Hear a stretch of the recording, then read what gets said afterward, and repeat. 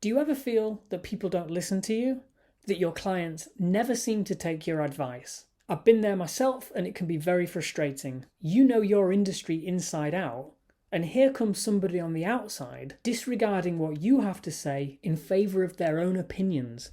Everything from demands to make the logo bigger to completely disregarding your technical expertise. It doesn't make for a good working relationship. But it turns out that giving your advice, imparting your wisdom, is just not a very good way to communicate. A more effective approach is to help others find the path themselves.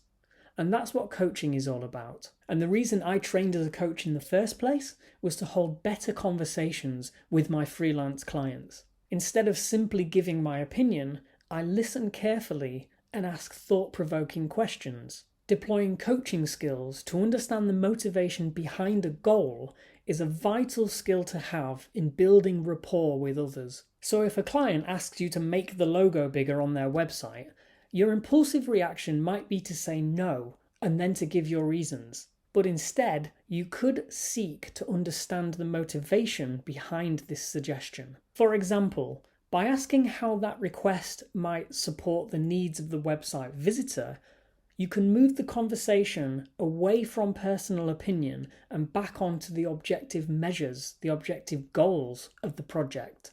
And when you question the client, often they'll talk themselves into your way of thinking. But sometimes they might make a good point and you'll learn something. So it really is a win-win situation. And this is coaching in action.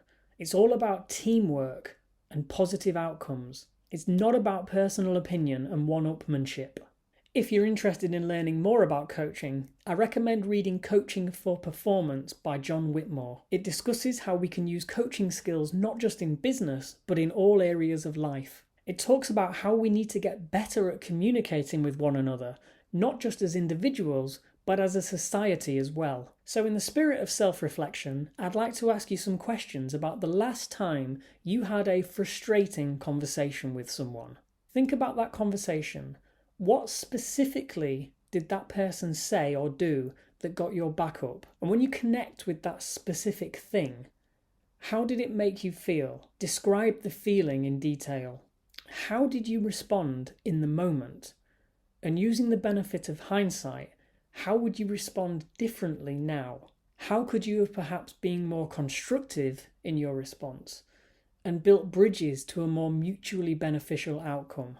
This is a really great starting point for building better dialogue with others. If you're feeling confident, feel free to share your reflections in the comments. So as we now know, being reflective and holding good conversations are vital skills to have in business.